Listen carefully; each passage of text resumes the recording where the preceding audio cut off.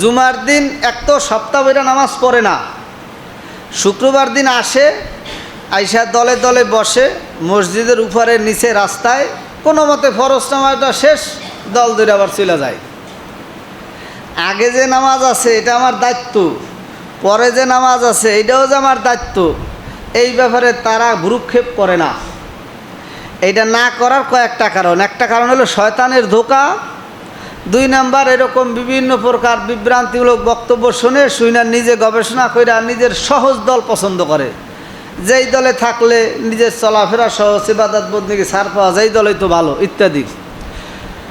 তো সর্বোপরি কথা হলো ফরজ ইবাদত, ফরজ নামাজ যথাযথ আদায় করতে হবে, পাশাপাশি ওয়াজিব নামাজ সহ সুন্নাতে মুআক্কাদা নামাজ। কিন্তু ফরজ এবং সুন্নাতে মুআক্কাদার ভিতরে পার্থক্য এতটুক, সুন্নাতে মুআক্কাদা নামাজটা দ্বিতীয়বার কাজা করতে হয় না।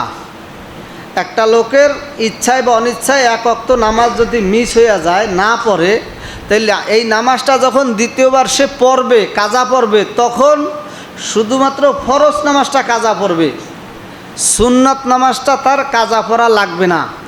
এইটা তার আমল নামায় যে পরিমাণ দোষ, ওই দোষ অবস্থায় ওইটা ওইখানেই শেষ।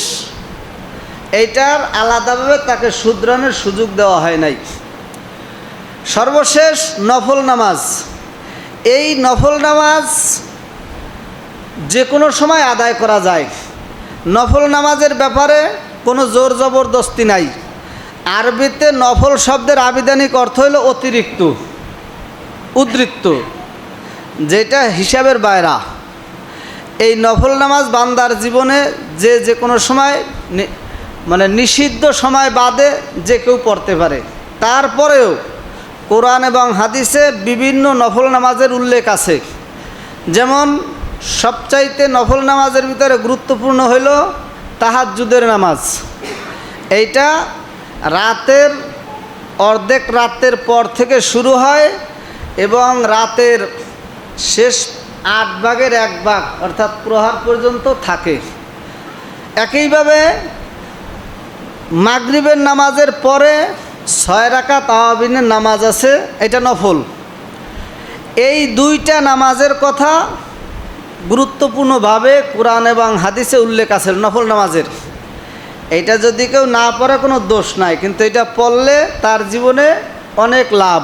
যেমন দুনিয়ার জীবনে যারা আল্লাহর ওলি হয়েছেন, এরা এই ফরজ নামাজের পাশাপাশি তাহাজ্জুদ এবং আওয়াবিন পড়ে নাই এমন কোনো আল্লাহর ওলি দুনিয়ার থেকে যায় নাই।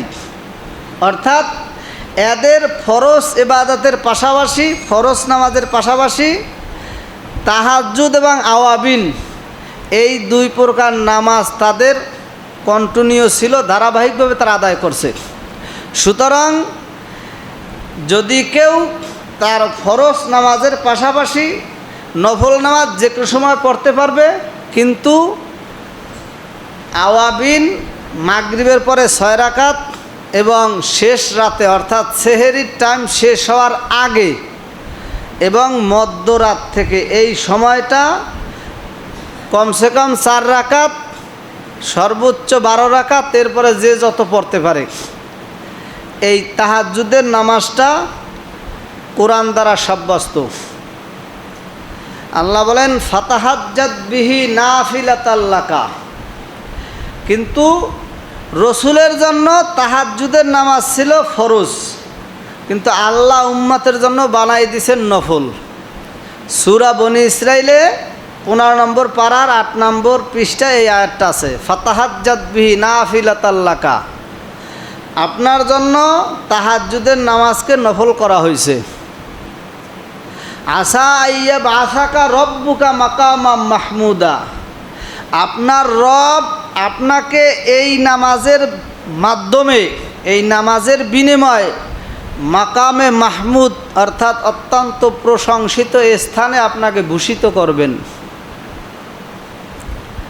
যাই হোক, আজকে আমরা এই নামাজের প্রকারগুলো সম্পর্কে যেটা আলোচনা হইল, নামাজ মোট 4 প্রকার: ফরজ নামাজ, ওয়াজিব নামাজ, সুন্নাতে মুআক্কাদা, নফল।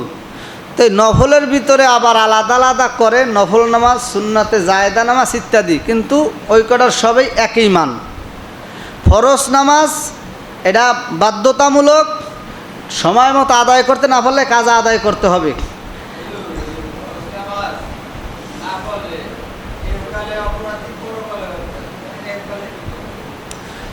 ইহকালে অপরাধী যদি, যেমন হাদিস আল্লাহ নবী বলেন, কয়েকটা হাদিস আছে, যেই ব্যক্তি নামাজ না পড়ে সে মুনাফিক, যেই ব্যক্তি ইচ্ছাকৃত নামাজ না পড়ে আরে খুন করুক সে কাফের হইয়া যায়, ইত্যাদি ইত্যাদি বিভিন্ন হাদিস আছে। তাহলে যেই সমাজের বেশিরভাগ লোক নামাজ পড়ে ওই জায়গায় বেনামাজি গড়ে আরে সবাই স্বাভাবিক নজরে দেখবে। এক, দুই নম্বর হইল যে ব্যক্তি নামাজ ঠিকমতো আদায় না করে এর রিজিকে কোনোদিন বরকত হবে না। যেমন সময় হয়ে গেছে, হাদিসে আল্লাহ নবী বলেন যেই ব্যক্তির 5 ওয়াক্ত ফরজ নামাজ ঠিকমতো আদায় আছে এরকম এক ব্যক্তি 5টা পুরস্কার পাবে মোট, পরকাল এবং দুনিয়া মিলাইয়া। 4টা পরকালে পাবে, 1টা দুনিয়ায় পাবে। সেটা কি? এর ব্যক্তি জীবনে রিজিকের হতাশা দূর হবে। সে যে পেশায় থাক, অনেক ভালো না খাক, এর এই রিজিকের পেরেশানিটা থাকবে না। তো যার জীবনে নামাজ নাই এ যত টাকার মালিক হোক এর একটা পেরেশানি থাকবে। তো ওই কথাটা সহ আরও আল্লাহ নবী যে তাকে দোষারোপ করছেন ইত্যাদি মিলাইয়া ফরজ নামাজে যার ঘাটতি থাকবে সে দুনিয়ায়ও দোষী, পরকালে তো দোষী আছেই। আশা করি উত্তরটা পাইছেন।